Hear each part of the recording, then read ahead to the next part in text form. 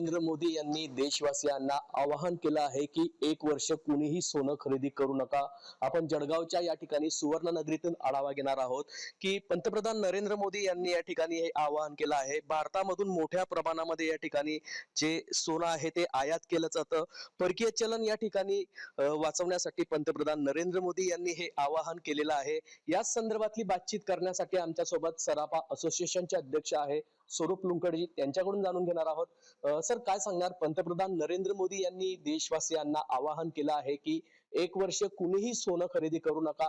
त्यांनी जो हा निर्णय या ठिकाणी जो आवाहन केलंय हा कुठेतरी पटणार आहे का? निश्चितपणे आदरणीय पंतप्रधान नरेंद्र मोदी यांनी जे 1 वर्षासाठी खरेदी करू नका हे आवाहन जरी केलेलं असलं तरी हे देश हितासाठी त्यांनी आवाहन केलेलं आहे. ग्राहकांनी, व्यापाऱ्यांनी, सराफ व्यापाऱ्यांनी तसेच इतर जनतेने समजायला पाहिजे की त्यांचं जे आव्हान आहे हे सोनं जे गुंतवणूक करताय 1/2 किलो, 100 ग्राम, 200 ग्राम, 1 किलो यासाठी हे आव्हान आहे. छोट्या लोकांसाठी, साधारण लोकांसाठी हे आव्हानच नाहीये.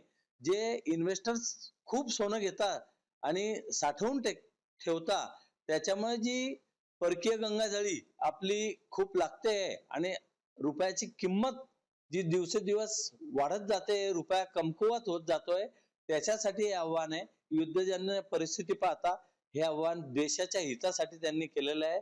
भारतीय रुपयाचं अवमूल्यन होईल तर आम्ही निश्चित स्वागत करणारच आहोत, कारण की भारताचं, देशाचं नुकसान नाही व्हायला पाहिजे. देश हितासाठी आम्ही याचं स्वागत करणार. जुगल पाटील, जय महाराष्ट्र न्यूज.